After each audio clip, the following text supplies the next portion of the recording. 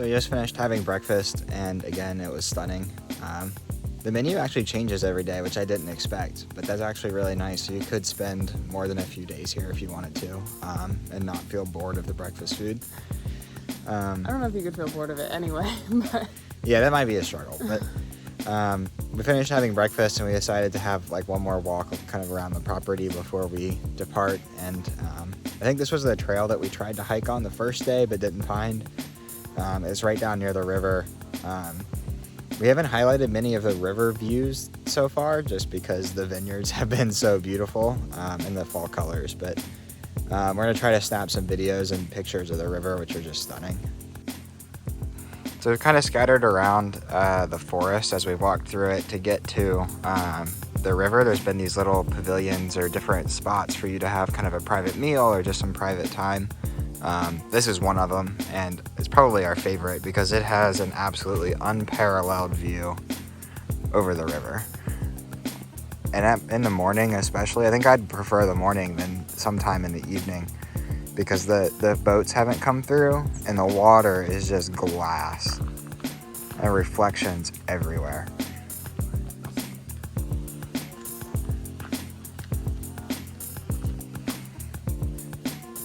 The videos probably hardly do it justice, but I'd say some of the mountains around we learned yesterday get up to 600 meters, so almost 2,000 feet. So pretty good sized mountains, and it's pretty steep as well. The one that you're looking at in front of you, probably 400 or 500.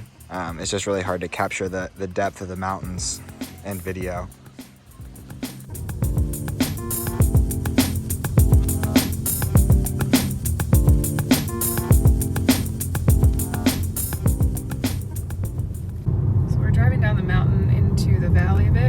Is continuously getting thinner and thinner and thinner for cars to pass on, so it should be an adventure. So as we're driving toward Porto, the scenery is definitely changing a bit. It's more just countryside, small towns, maybe a very small city or two.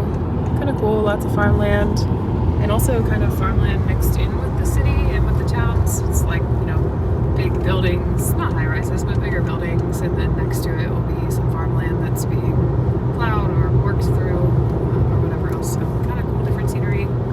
Not as mountainous, but still definitely up and down a bit. Ears are still popping, and I'm still very glad that Kyle's the one driving and not me.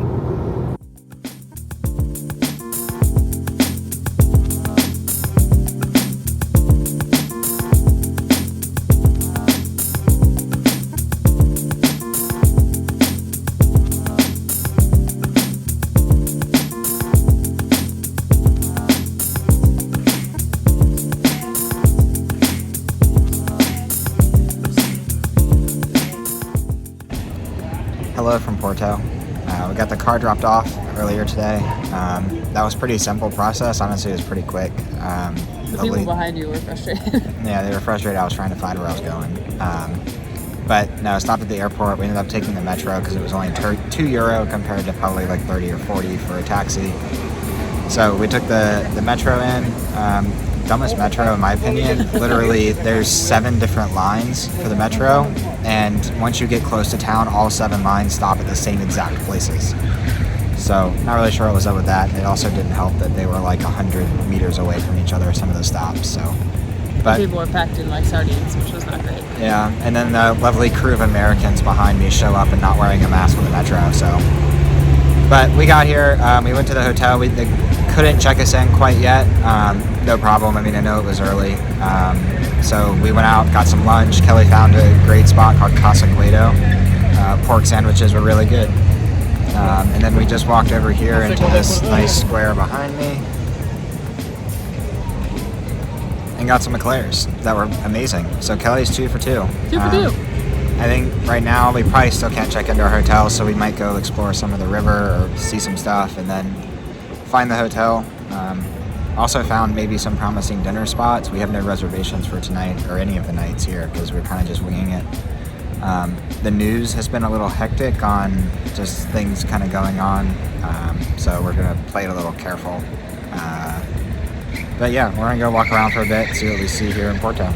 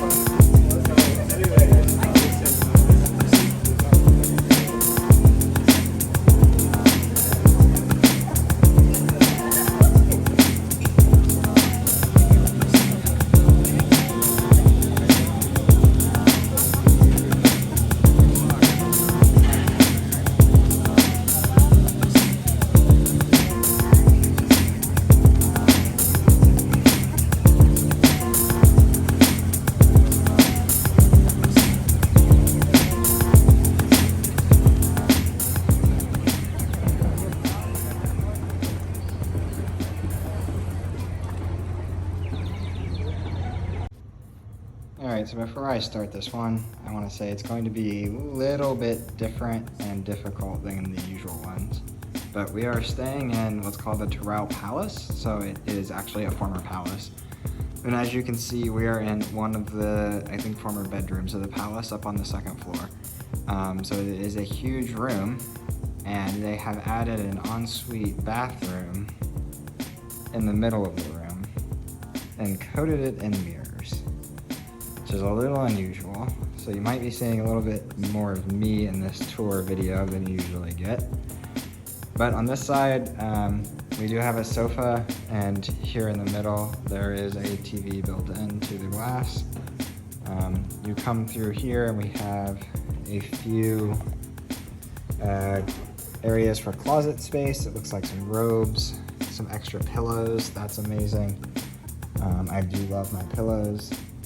Straight through here is the bathroom area. So like I said, it's kind of coated in mirrors, all leading to a private terrace with some chairs and a small table for us to hang out at. A nice view.